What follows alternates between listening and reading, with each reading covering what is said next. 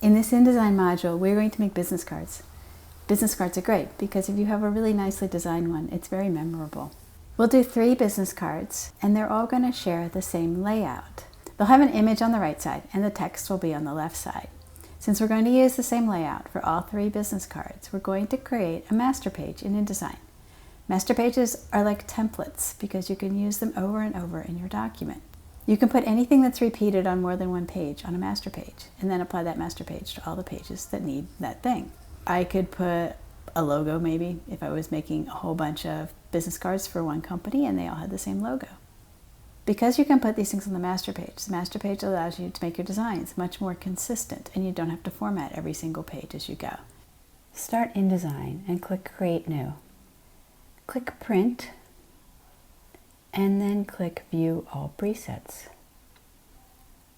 Scroll down to find the US business card. The business card is 21p0, which is picas, by 12 picas. There are 6 picas in an inch, so 21 is 3.5 inches and 12 is 2 inches. A standard business card is 3.5 by 2 inches. Click Create. And this is our business card. It's really large because it's filling our screen. If we switch to view it at 100%, we get a better idea of how big it is. Then we're going to go to the Pages panel and we're going to click the A Master page. Double tap that and now you'll see 2 business card pages. This is set up like pages in a book where they face each other, and that isn't really what we want. So we're going to close this document and we're going to go back and create new. Get our business card again. And this time over here on the right hand side, we're going to uncheck where it says facing pages and then click Create. If we click on our A Master, now we have 1 business card here. Again, if we go to 100% for our view, this is our business card. The A Master page looks just like your document page, but we know we have it selected because it's highlighted in the Pages panel. We see the pink and purple margin line, which is a default of a 1/2 inch margin.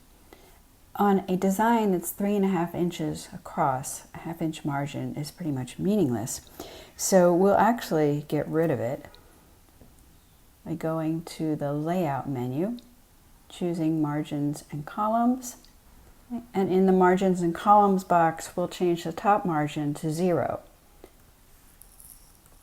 All of the margins are linked, so they turn to 0 as well. Then click OK. And now we have a blank white card.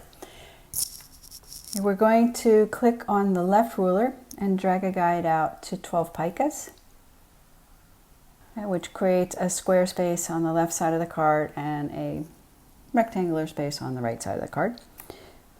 And then we're going to get our frame tool and we will draw a square frame using that guide so that the left hand side of the card is filled with the square graphics frame.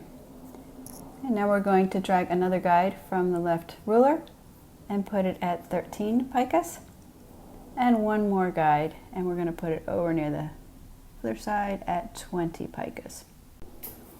We put the guides on the master page because we want to be able to use them on all the pages in our document. We'll be creating more than 1 business card and we want each card to follow the same formatting. We double click on page 1 in our Pages panel. This looks exactly like our master page, so we can see that the guides have automatically transferred over to that page. Right, now we're going to click on Master Page A and drag below page 1 to create page 2. Okay, page 2 also has the same guides, and if we zoom out a lot, we can see both pages and that they all have the same guides. Okay, let's go to Master Page A again and drag 1 more copy and drop it below page 2. Now we see we have 3 pages with exactly the same guides. Okay, we're going to go back to Master Page A and add 1 more thing. So double click Master Page A. We can make it larger so we can see the whole thing, either by using the zoom menu, or we can just press Command or Control 0 and it will fill our screen. Okay, we're going to add a text frame on the right hand side. But before we do that, we want to change the text preferences. We'll go to the InDesign menu on a Mac or the Edit menu on a PC, select Preferences and point to Type. And we're going to uncheck Smart Text Reflow. Smart Text Reflow automatically adds new pages if there's too much text, and we don't want to do that. We want to keep the text on one page. So we'll uncheck that and click OK. All right, now we're going to get our text tool. So if you still see Type on a Path from the last exercise, 2-finger tap or Command Control click on your Type on a Path tool and select your Type tool.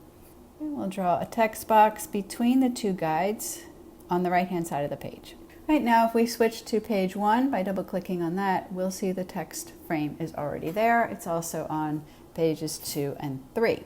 Okay, now we're going to place picture in our graphics frame that's on the left hand side.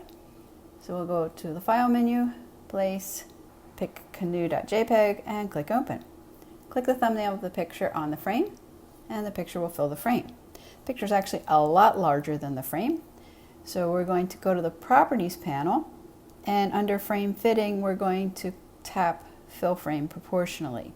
This is the same thing that we were doing by going to the Object menu, choosing Fitting, and picking from that menu. You'll find that the Property panel and other panels in InDesign repeat a lot of what you see in the menus. So if you like menus, you can do it that way. If you like the Properties panel, you can do it this way.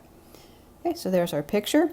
Okay, now we're going to place the text in the frame on the right-hand side. So back to File menu, Place, and we're going to choose the bcard text. Click Open. So it went into the picture frame because it always goes into whatever's selected, and we did not deselect the picture frame. So let's undo that. We're going to click outside of the graphics frame so it's not selected, and then we'll go back and get our text again. File, Place, bcard text, and Open. Okay, now we see the text thumbnail, and we just click it here on the text frame, and it fills that. It's also large for the text frame, so we will click 5 times to select it all. If you can't tap 5 times, you can go under Edit and select all there. Right, now we're going to change the size using our Shift, Command, or Control and comma. So that's all the text fitting in the frame. We're going to change the font. So under the character part of the Properties panel, I'm going to change it to Minion Pro. If you don't have Minion Pro, you can choose something similar. Now I notice that the URL part down at the bottom doesn't fit across the whole line. So I'm going to select all the text again and do one more Command Shift comma so that all the lines of text fit nicely in the width of the box. Okay, I'm going to pick the top line by clicking 3 times on it. I want to change it to bold. So I'll pick the Style menu under my font or under my character part of the Properties panel and switch to bold. Okay, I want to make this one bigger, so I'm now going to use Shift Command period and once, maybe twice. Click that twice to make it bigger, and I'm going to now select the second line of text, and I'm going to put some space between it and the top line. So I'm going to use the paragraph settings in the Properties panel. I need more than the alignment buttons there, so I click the 3 dots. And I'm going to use space before, which is this one here. I'm going to put 2 P6, so that's 2 picas and 6 points, which moves that down a lot. And then I'm going to click 3 times to get the URL at the bottom, and I'll put some space before that as well. And this one I'm going to use 1 pica, 3 points.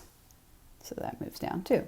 Now I'm going to add some color to the text. So we'll go back to the top line, get my eyedropper tool, and I'm going to click on the bright pink of the boat. It looks green because it's selected right now, but if we unselect, we'll see that it's pink. And then I'm going to select the rest of the text. You click and drag to do that. And I'm going to make it blue. So I'll pick the eyedropper tool and click on a nice deep blue from the water. Deselect and look at that. Okay, so I have a nicely formatted business card with a picture, text, colors from the picture, and so forth. I want to get rid of the guidelines and make it look like it will when it prints out. So we know that we can go to the View menu and turn our guidelines off there. We can also go to the View menu and switch our screen mode to Preview, which will remove the guidelines as well. By using colors from the picture, we create a very harmonious design. We're repeating colors that we found in the picture. We're repeating the font, but using slightly different styles to make it bolder at the top. We also have good contrast because we have enough white space on the side to make the words stand out and have equal importance to the very vivid picture that's on the left side. Good, now we'll switch to the next page by going back to our Pages panel and double-clicking on page 2.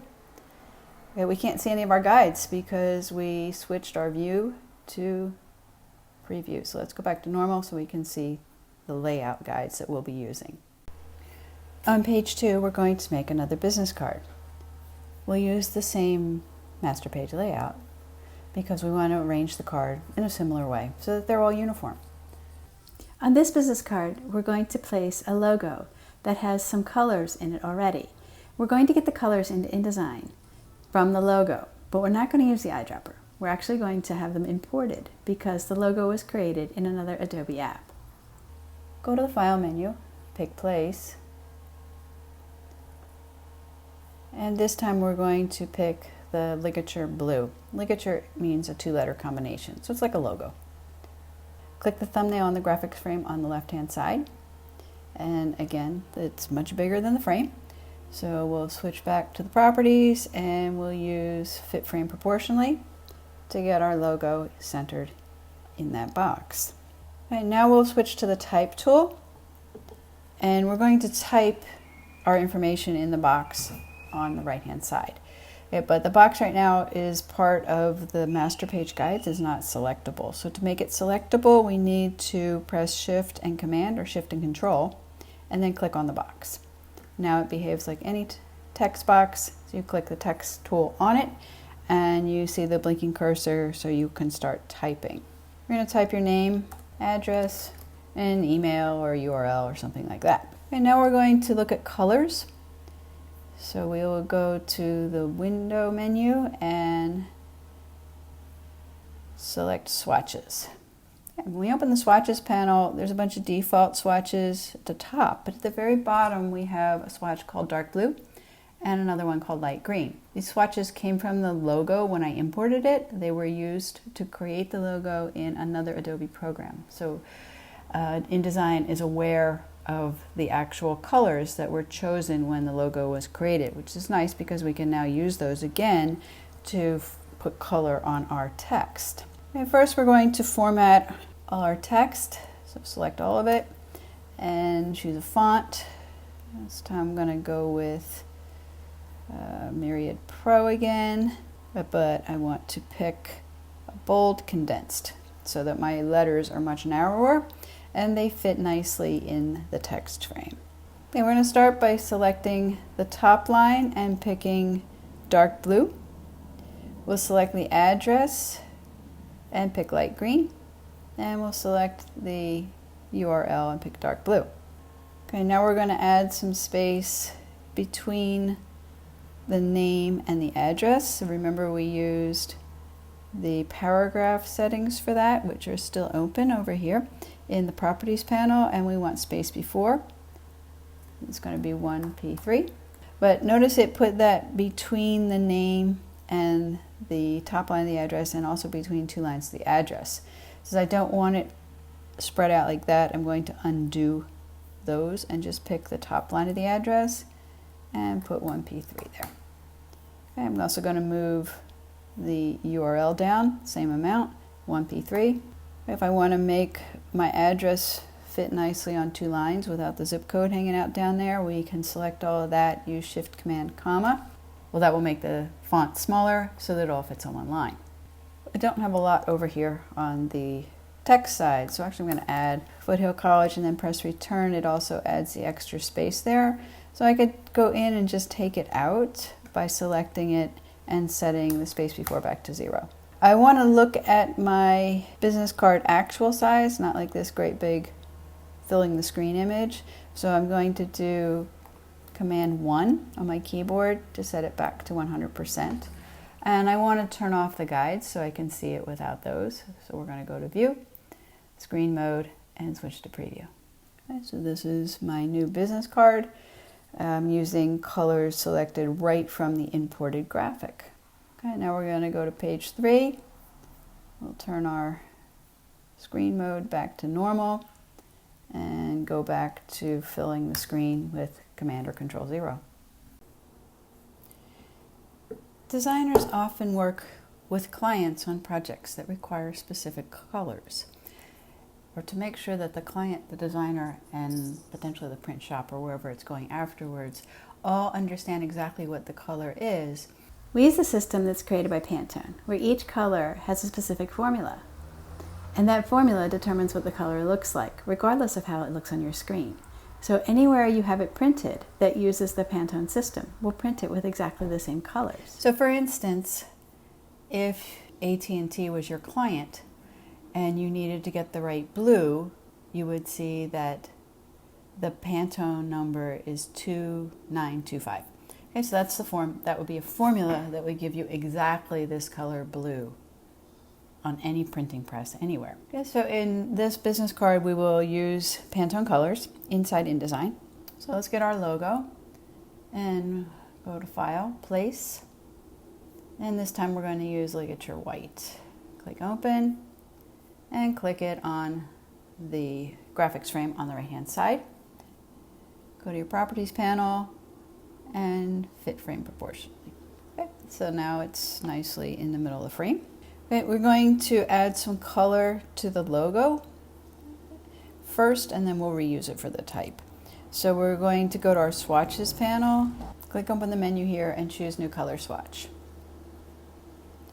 For our color mode, we're going to choose Pantone Solid Coated. And then you can scroll through all the numbers for all the formulas here. On this assignment, we want to use a number 255, so we can just type it in since we know what we want. It's a nice purple color, or you could scroll down until you find it. Okay, click OK. Right, and unfortunately, it went into the stroke of that frame and not the fill. Right, so we'll just click the little corner arrow up here to flip it into the fill. So we have a really dark purple background behind our logo. We want to make it a little lighter. Okay, click on the little purple color swatch to make sure it's in front.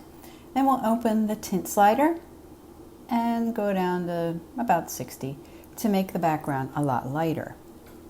We want to save this color as well because we'll use it in the text too. So we'll just grab it from the top of the swatches panel and drop it at the bottom. So now it's a color that we can reuse exactly as it is. And now we're going to type in our information in the text box. So remember, we need to get our text tool and then also press Command or Control and Shift to activate our text box. I'm going to pick another font. This time I'm going to pick a very narrow font. So I'm sure you don't have the same as me, but you can look through your list and get something that's really narrow. All right, and then use Command or Control Shift and comma to make it small enough so that it all fits inside the box. That's really small. I think I'll make adjustments later, but I'm going to first of all take the top line and change it to all uppercase. So I can get that in my Properties panel under Character. If I open up the extra dots there, this double T down here will change it all to all caps. Okay, and now I'll use Command Shift or Control Shift and period to make that as wide as the box. Okay, I want that to be the dark purple color. So while it's selected, I'll just go to the Swatches panel and click the Pantone 255. Okay, and then I'm going to take the address text and I want that to be the tint color, the 255 60%. So I'll pick that in the swatches list. And then I'll take the URL at the bottom, and I want that to be the blue of the logo. Okay, and that's actually the blue that's already been imported over here. I'm going to make that a little bigger, so Command or Control Shift period, too much to there. And I want to move the text all down to the lower part, or I want to move it all down to the bottom half of the card. So I will take my selection tool and I can just grab the center of the box top and slide that down about halfway to here. I'm going to actually put a guide on the bottom of my logo and then move this up so that the URL sits on that same guide like that. So when I'm finished, I want to go back and look at it in actual size. So that would be Command or Control 1. And I want to turn off the guides by going to the View, Screen Mode, and Preview.